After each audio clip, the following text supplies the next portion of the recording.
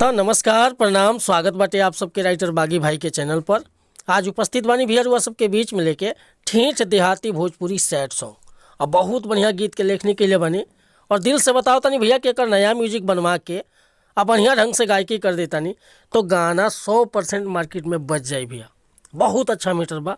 चलिए देर ना करते हुए मीटर के शुरुआत कर लिया कि कैसे गावे के बा, का एकर धुन बा, का लय बा।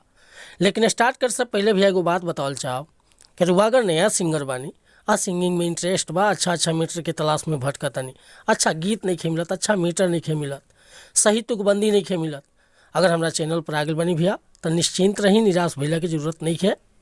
रहुआ जैसन भी मीटर चाहत हो खब लिखवावे के, चाहे हिंदी में चाहे भोजपुरी में, हर तरह के मीटर मिली रुआ के गावे के बिल्कुल उचित चार्ज पर।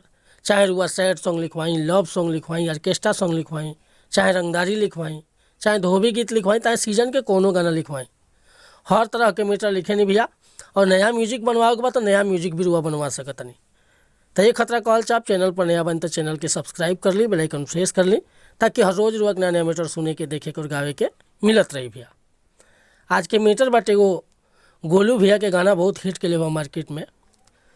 अरे जिंदगी में जौहर घोरे लुए जान, जिंदगी में जौहर घोरे लुए जान, तयपना जनुआ के हई दिलवा काहे तोड़े लुए जान। यह लय बाटे भैया। लेकिन देखिए पर का मीटर लिख ले बनी कि याद कई तोह के रोवे लाए जान, हर याद क के तोह के रोवे लाए जान, तो नया सलिया पर जनुआ तोह के जो हेलाए जान, तो नया सलिया पर जनुआ तोह के जो हेलाए जान। आ दर्द के बोझा लेके ढोवे लाए जान, दर्द के बोझा लेके ढोवे लाए जान, तो नया सलिया पर जनुआ तोह के जो हेलाए जान। अरे याद कई तोह के रोवे लाए जान, याद कई तोह के रोवे लाए जान, तो नया सलिया पर जनुआ तोह के जो हेलाए जान, तो नया सलिया पर जनुआ तोह के जो हेलाए जान। तब भैया ये मुखड़ा लेकर रुआ सबके बीच में उपस्थित रहनी है। अगर हमरा गाँव में कोनो त्रुटि भइल हुई तो क्षमा चाहता नहीं। रुआ के डमी बता दिले बानी, रुआ एकरा के जितना बढ़िया अंदाज में गाए उतना बढ़िया गीत हुई भैया।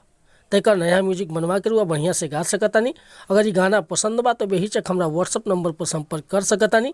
बिल्कुल उचित चार्ज पर रुआ के गाना व्हाट्सअप के जरिए मिल जाए। हमारे व्हाट्सअप के नंबर बा 8874473128। तो कोनो प्रकार के मीटर लिखवावे खतरा चाहे नया म्यूजिक बनवावे खतरा बेहिचक संपर्क कर सकत नहीं भैया। मिलत ने अगला वीडियो में कुछ नया गीत के साथ। तब तक के लिए वो सब सहमति चाहता नहीं। कोनो गलती त्रुटि है विजय बागी से भैली तो क्षमा प्रदान करब। नमस्कार प्रणाम धन्यवाद भैया। जय हिंद, जय भारत, जय भोजपुरी समाज।